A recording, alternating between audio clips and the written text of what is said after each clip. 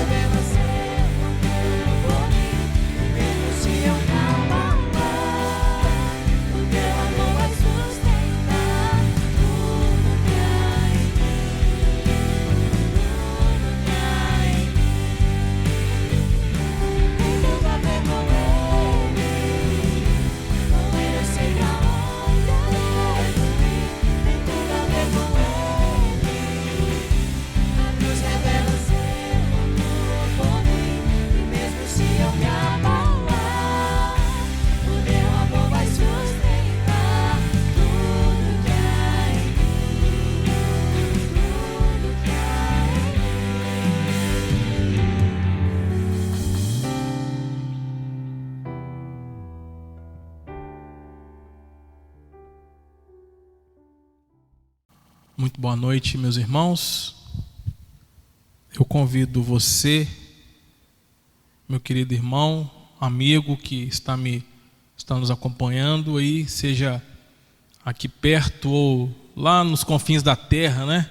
Talvez lá no hemisfério norte, na Europa, em qualquer lugar, qualquer parte deste mundo que você tem conexão com a internet e está ouvindo a pregação, eu quero convidar você a abrir a sua Bíblia, ou o seu aplicativo, né? O smartphone, o seu tablet, para acompanhar comigo esse texto. E eu quero refletir com você nessa noite sobre um tema que não tem sido muito falado hoje em dia. Tem sido falado muito pouco. Mas talvez você nunca ouviu um sermão com esse tema, intitulado A Ira de Deus. Exatamente, a ira de Deus. E o texto básico que nós vamos ler, é Romanos capítulo 1, 18. Eu poderia ler aqui os versos de 18 a 32, que vai ser escrito pelo apóstolo Paulo, e vai trazer essa temática sobre a ira de Deus, né? E antes de lermos o texto, eu quero orar com você. Eu quero orar e rogar ao Senhor que nos dê sabedoria e que Ele fale conosco como Ele tem falado. Vamos orar? Quero convidar você a fechar os teus olhos. Neste momento nós iremos orar. Ó Deus bendito, Deus santo, esta é a Tua palavra, esta, Senhor Deus, é a Tua infalível, poderosa palavra do Senhor. Toma, Senhor Deus, a vida de cada ouvinte, de cada um que está nos ouvindo neste momento, seja, Senhor Deus, aqui perto, ou seja longe, Senhor Deus, do outro lado do mundo, seja quilômetros de distância daqui, que o Senhor fale, alcance corações e vidas aonde esta pregação, Senhor Deus, chegar e alcançar, para a glória do Teu nome. Obtenha glória para si, que o Teu reino avance, Senhor Deus, em meio às crises, em meio às guerras ou rumores de guerras, em meio, Senhor Deus, a um tempo em que o que impera são incertezas e dúvidas em relação ao amanhã. Nós possamos, ó Deus, estar cheios de esperança, porque nós aguardamos ansiosamente pelo Senhor. É assim que nós oramos, em nome de Jesus. Amém.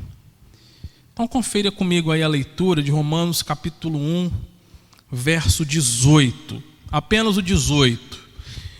Romanos 1, 18 diz assim: pois a ira de Deus se revela do céu contra toda a impiedade e injustiça dos homens, que impedem a verdade pela sua injustiça.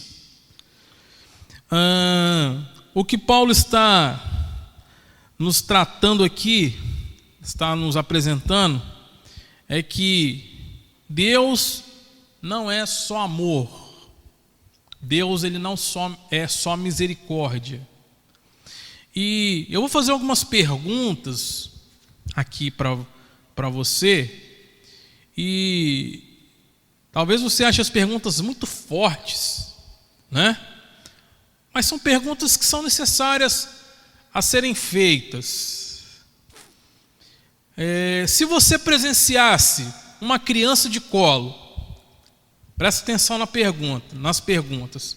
Se você presenciasse uma criança de colo sendo espancada até a morte, qual seria a sua reação? Se você presenciasse um idoso sendo vítima de maus tratos, como você se sentiria? Se você lesse no jornal ou nas últimas notícias, né, nas mídias sociais, que um bandido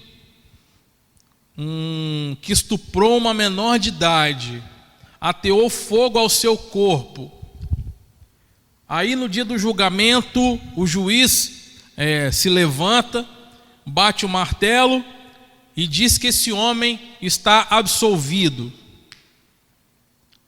O que você acharia de tal decisão?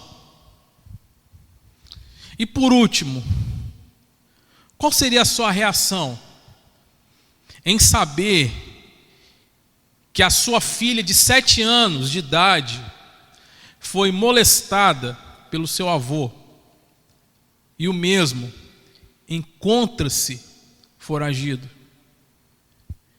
O que você pensaria sobre essas perguntas? Quais seriam as suas respostas? Eu acredito que em todos os exemplos citados, a reação natural de uma pessoa é de indignação. Indignado, é de revolta, é uma reação de clamor por justiça, para que a justiça seja feita, para que a justiça seja satisfeita, para que haja punição para quem cometeu tais crimes. Se lembra de Davi? Quando ele foi confrontado com o seu pecado, o profeta Natan vira para ele e fala que a cordeirinha, né, que foi usurpada, quem fez aquilo deveria pagar, tal homem deveria morrer. Você se lembra da reação de Davi? Então, aquela reação talvez seja a reação de muitos que respondem, de muitas respostas para perguntas como essas que eu acabei de fazer para você.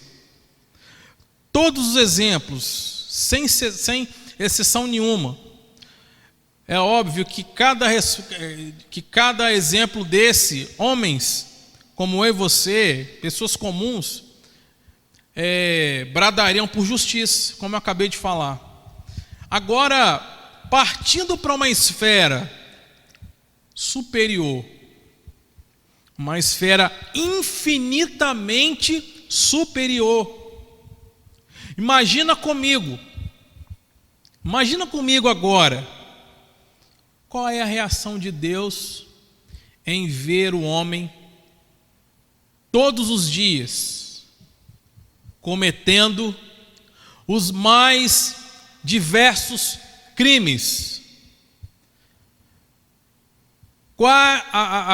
As maiores, as piores maldades, as maiores perversidades, das mais variadas formas, que muitos denominam de outras coisas, mas que Deus e a Bíblia e a sua palavra, santa palavra denominam de pecado, fruto de um coração mau, fruto de um coração perverso, fruto de ações malignas. A queda não trouxe alguns arranhões à humanidade. A queda, ela trouxe a ruína. A queda, ela trouxe destruição e morte, tanto física quanto espiritual. Será que Deus, que é 3 vezes santo, iria reagir de maneira indiferente, porque Ele é amor? E esse amor que é mal ensinado, muitas vezes nas igrejas, e as pessoas denominam o amor de Deus como um amor que abraça tudo e a todos, de qualquer forma, de qualquer maneira. Um amor que muitas vezes é mal ensinado, é mal compreendido. Mas eu quero dizer que, da mesma forma que Deus é amor, na mesma medida que Deus ama, que Deus é amor, Ele é justiça. Na mesma medida, Cranfield declara: a ira de Deus não é incompatível com o seu amor. Ao contrário, é uma expressão do seu amor. É justamente porque nos ama verdadeiramente que Deus está irado conosco em nossa pecaminosidade. A Bíblia diz em Provérbios 17:15: justificar o ímpio e condenar o justo são 2 abominações para o Senhor. O que isso quer dizer?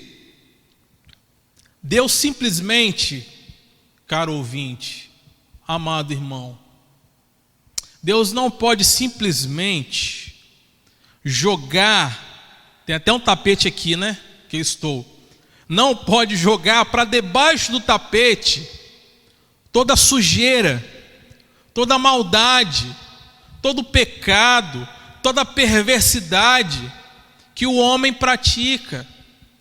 Deus não pode fazer vista grossa no estado na qual esse homem se encontra, em estado de pecado, em estado de morto em delitos e pecados.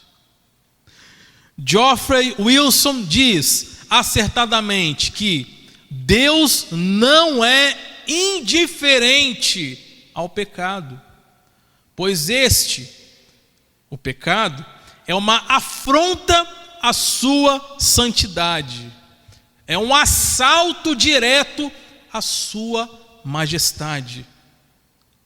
Então, o que o apóstolo Paulo, nessa passagem, quer nos mostrar ou nos ensina?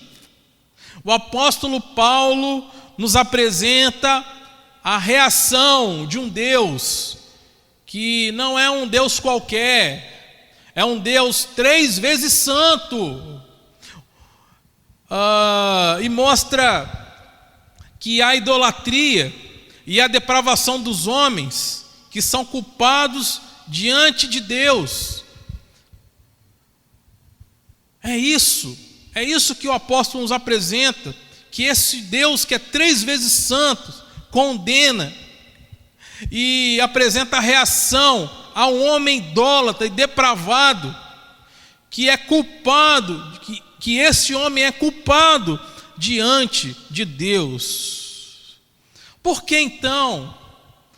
Por que nós precisamos pregar sobre a ira de Deus? Por quê? Por que se faz necessário?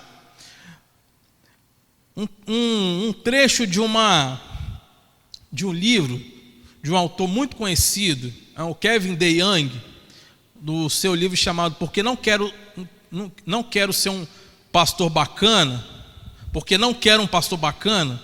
Ele diz assim: primeiro, eu extraí aqui 3 exemplos. Primeiro exemplo, por quê?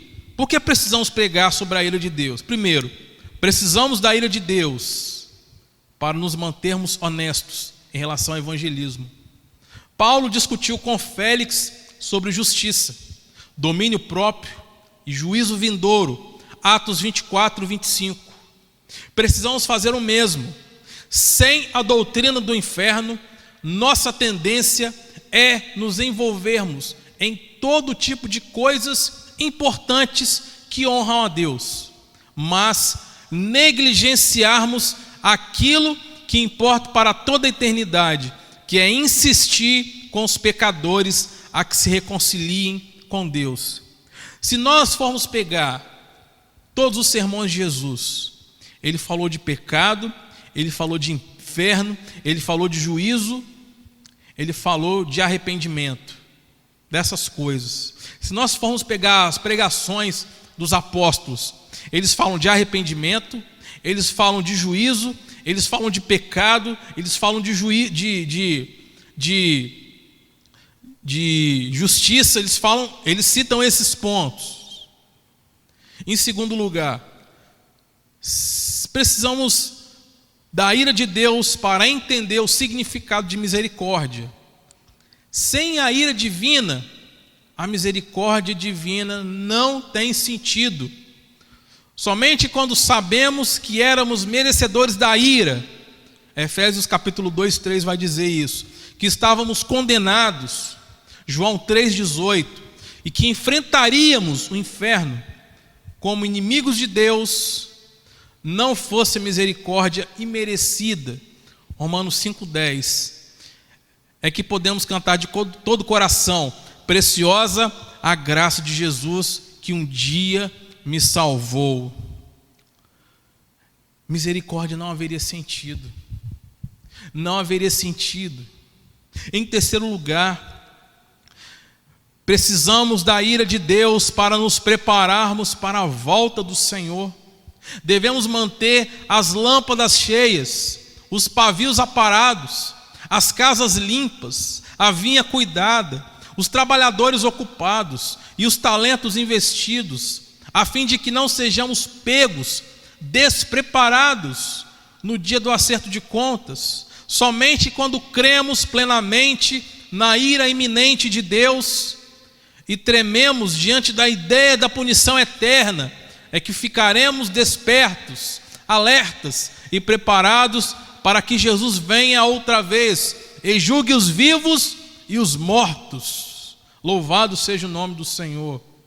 Ele vai dizer, Paulo, voltando ao texto, ele vai dizer: pois a ira de Deus se revela do céu contra toda a impiedade e perversão dos homens.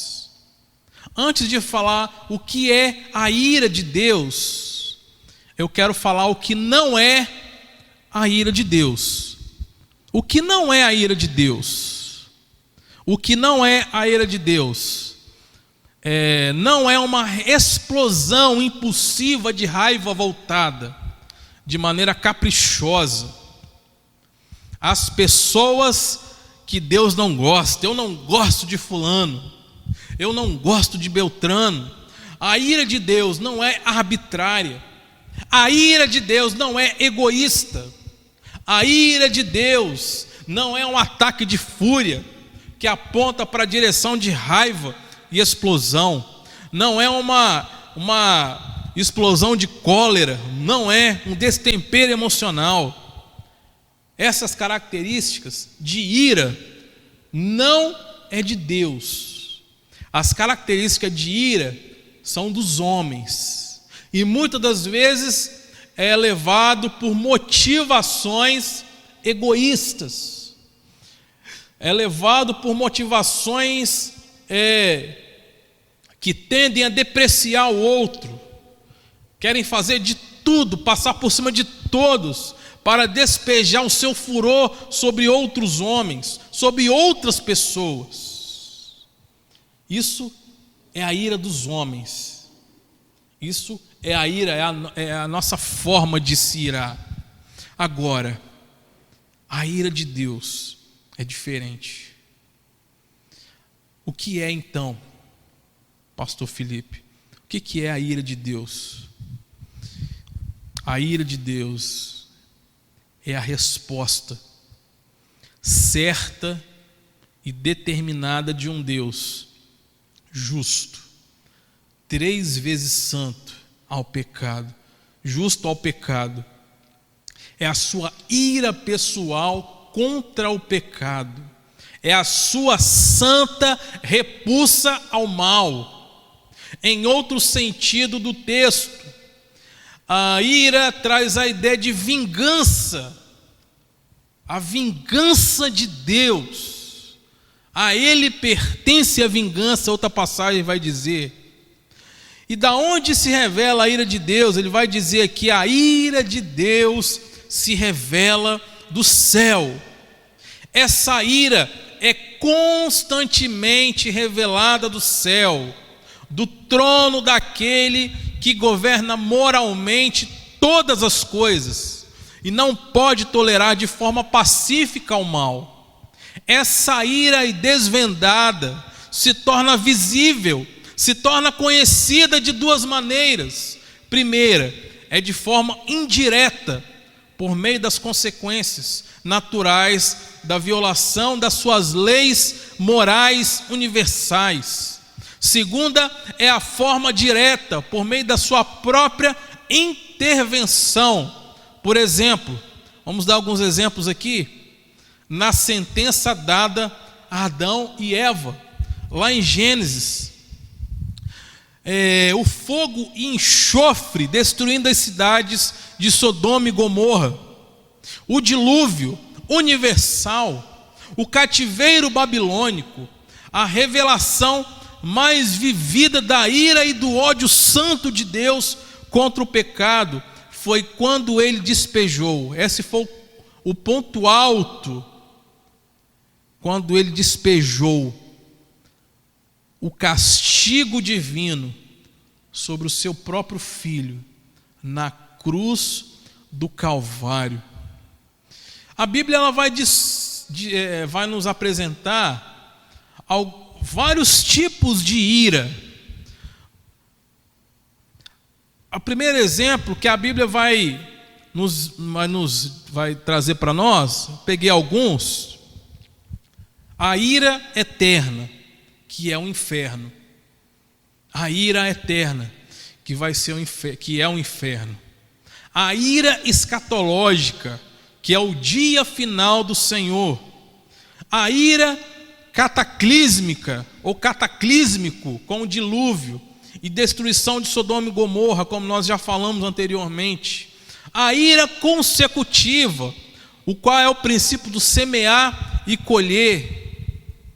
Então são alguns exemplos. A ira do abandono, quando Deus retira suas restrições e deixa as pessoas seguir os seus próprios pecados. Vejamos o exemplo em Salmo 81, 11 e 12, que diz: mas o meu povo não quis ouvir a minha voz, Israel não me quis, portanto eu os entreguei aos desejos dos seus corações e andaram nos seus próprios conselhos. Você não conhece pessoas assim? Que estão nesse tipo de situação. Deus entregou essas pessoas ao seu prazer, às suas concupiscências, aos seus desejos carnais, aos seus desejos pecaminosos. Deus assim o faz, irmãos. Muitas das vezes nós vemos o nosso país indo de mal a pior. Voltando um pouquinho aqui, antes dessa crise global, da pandemia do coronavírus, o nosso país ele vem de mal a pior, e nós devemos orar pelo nosso país. Nós devemos clamar pelo nosso país, pelos governantes da nossa nação. Oséias capítulo 4, 17 vai dizer assim: Efraim está entregue aos ídolos, deixa-os. Romanos capítulo 1, 24. Romanos capítulo 1, 24. É por isso que Deus os entregou à impureza sexual, ao desejo ardente de seus corações, para desonrarem seus corpos entre si.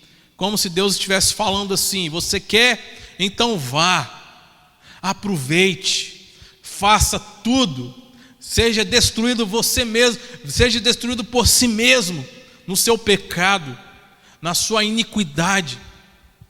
O inferno é isso. O inferno é a punição.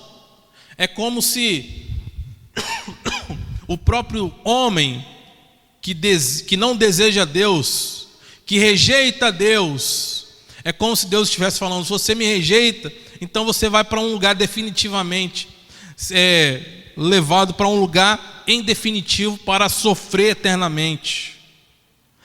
Provérbios capítulo 1, versos de 21 a 31, também vai trazer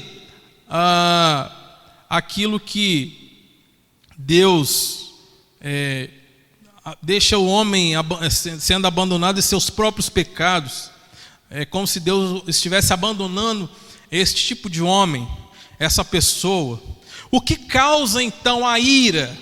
O que causa a ira de Deus? Ele vai dizer: contra toda a impiedade e perversão dos homens.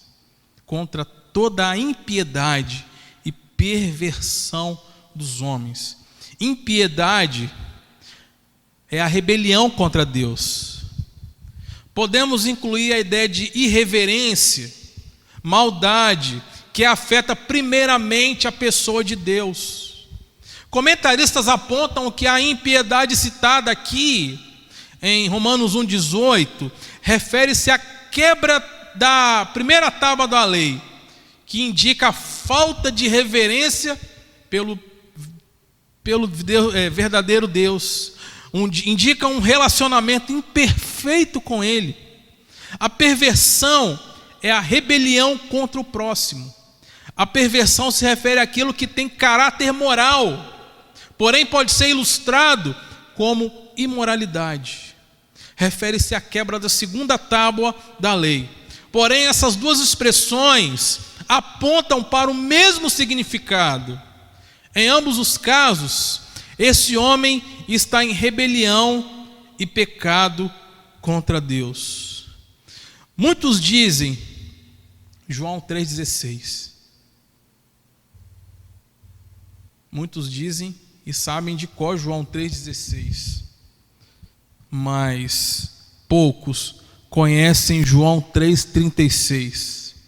Caro amigo, se ele não poupou o seu filho, o seu único filho, o que será de você? Vivendo essa terrível realidade. Esse é o retrato que o apóstolo Paulo nos apresenta. Romanos 1,18, na parte B, vai dizer assim: que detém a verdade pela injustiça. Deus se revela no mundo que Ele criou. Ele se revelou ao homem. E esse homem rejeita Deus, vira as costas para Deus. O homem tenta de todas as formas suprimir, sufocar, resistir à verdade. Conforme registro de Salmo 14:1 diz: disse o nécio em seu coração: não há Deus. têm se corrompido, fazem-se abomináveis em suas obras. Não há ninguém que o faça. Faça o bem. Salmo 53:1 diz: disse o necio em seu coração, não há Deus, tem se corrompido e cometido abominável iniquidade. Não há ninguém que faça o bem. Romanos 2,15 vai dizer: os quais mostram a obra da lei, escrita em seus corações, testificando juntamente a sua consciência e os seus pensamentos, quer acusando-os, quer defendendo-os. Trecho de comentário de Romanos capítulo 2,15 fala assim, ó: esse homem indesculpável perante Deus, pois mesmo esse homem honrando pai e mãe, sendo fiel ao seu cônjuge, sendo honesto nos negócios, tendo os valores morais elevados, como esse homem não tem lei, e age como se a conhecesse. Essas pessoas servem de lei para si mesmos, pois Deus as criou e as fez morais e autoconscientes, de tal forma que elas demonstram por seu comportamento as exigências da lei, que estão gravadas em seu coração, além de revelar-se aos homens nas obras da criação. Deus se revelou a esse homem em sua consciência. A consciência é um tribunal interior instalado por Deus dentro do homem, por meio da qual eles são julgados todos os dias. É aquele senso íntimo do certo e do errado. A consciência é um alarme que dispara toda vez que alguém transgride a lei. Alguém disse que se Cristo viesse da mesma maneira que ele veio da primeira vez, ele teria sido tratado igual ou de forma pior pelos homens. Homens ímpios, homens perversos, homens que conspiram contra o Deus Todo-Poderoso. Não existem inocentes entre a raça humana, até porque Paulo diz: todos pecaram e destituídos da glória de Deus estão. Deus implantou um dispositivo no homem chamado de consciência. Esse homem sabe que existe um Deus. Essa questão de dizer que Deus não existe não é algo moral, mas é algo intelectual. O ateísmo não é algo moral, mas é algo intelectual, porque o homem ele foi criado e esse homem sabe que Deus existe. E esse texto vai dizer, João capítulo 3:20 vai dizer: pois todo aquele que pratica o mal e aborrece a luz, não se chega para a luz, a fim de não serem arguidas suas obras. Como então fugir da ira vindoura? O que João 3,36 nos diz? João 3,36 vai nos dizer, acompanha comigo lá em João 3,36. João capítulo 3, verso 36, vai nos dizer o seguinte, acompanha comigo lá na sua, diz assim: quem crê no Filho tem a vida, já está no presente. Quem, porém, mantém-se em desobediência ao Filho, não verá a vida, mas sobre ele permanece a ira de Deus. Fuja da ira vindoura, creia no Filho. Você que está em casa, você que está me ouvindo, fuja da ira de Deus. Creia no Filho. Arrependa-se dos seus pecados. Confesse os teus pecados. Abandone as suas práticas pecaminosas. Se volte para o Filho. Se volte para o Filho. Arrependa-se. Arrependa-se. Jesus está esperando por você. Arrependa-se. Creia no Senhor Jesus. Creia no Senhor Jesus e será salvo tu e a tua casa. Talvez você, a sua família, estejam vivendo momentos difíceis. creia no Senhor Jesus e será salvo tu e a tua casa.